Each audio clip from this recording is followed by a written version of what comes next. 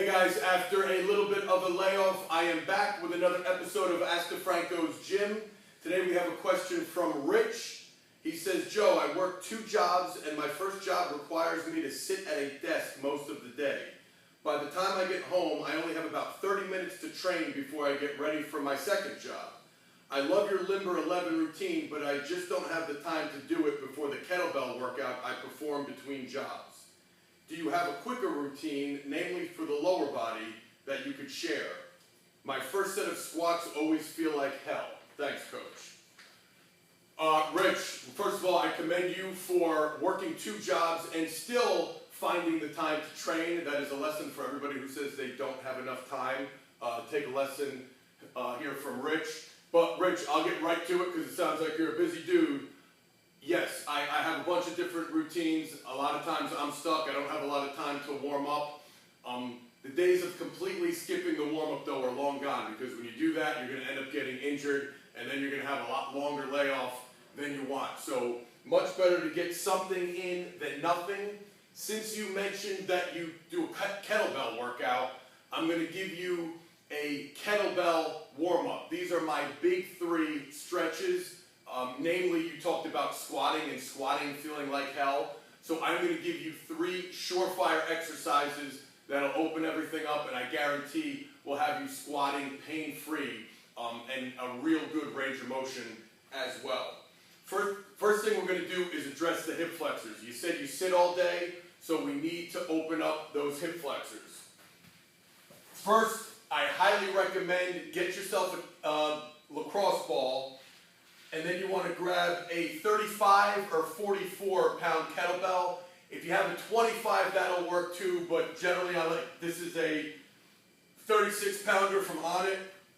What you're going to do is lay down, get this set, lay on your back, bend your knees, so we're going to shorten that hip flexor. Then I want you to take the lacrosse ball, put it right on your hip bone, and then let it slide right down in front of your hip bone and slightly in. Then you're going to take your kettlebell, and I want you to drive the kettlebell down and forward. See the angle of the kettlebell is coming in. I'm not just pushing straight down. It's down and forward. Try to relax your abs. You're going to pin that hip flexor down, and then you're going to extend your leg. It's almost like you're pinning the skin and the muscle down. Once you've reached full extension, I want you to take your leg and bring it towards the midline. All right? Back up and show you again. So we're going to push down and in. It's not the most comfortable position. Extend the leg. Make sure you're breathing, and then come towards the midline. See how I'm bringing that leg in? Take another breath. Do 3 to 5 reps that way, and then move the ball around. Go up a little higher so you hit more of the psoas. Same thing, down and in. Pin that muscle down. Try to relax so it gets deep, and then straighten the leg out, and bring it in towards the midline. If you don't have a lacrosse ball, you could use the handle of the kettlebell for now. Kind of just feel where your hip bone is. Then slide the handle right in front, push down and in, and go that way. So hit both legs like that. That'll open up the hip flexors from sitting and being crunched down all day. Then we're going to get into a loaded stretch. We're going to use the weight of the kettlebell to get down into a goblet squat. Now with these, I don't want your toes too far out. Just point them slightly out. Grab the kettlebell underneath your chin. Squat down as low as you can while forcing the knees out. When you get there, I want you to use your breath to try to get deeper. So I'm going to take a big deep breath. On the exhale, I'm going to relax and drop down. Big deep breath. Relax and drop down. Once you get low enough where you can tuck your elbows inside your knees, we're going to start prying. This is one that Smitty and I go over at the CPPS certification, where you're actually pushing your knees out, and we're kind of rocking back and forth. We're letting the kettlebell weight drop us down a little lower. Prying back and forth. Take another deep breath. Drop down a little lower. Now I'm going to add a PNF, where I'm going to squeeze my knees into my elbows in real hard for 3 seconds. 3, 2, 1. Take a breath in. Relax. And push the knees out. See how I got a little bit lower? I'll go one more. Push in. 3, 2, 1. Inhale in.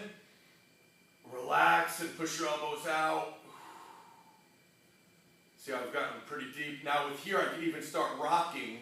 I can kind of rock forward, push my knees out, come back.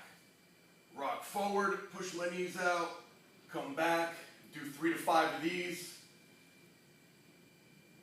And then on the last one, just put that kettlebell down and slowly come up. You're going to kind of be in a little bit of a weakened state after that, but you really feel a difference. My low back tension already has alleviated 75% from when I first started here.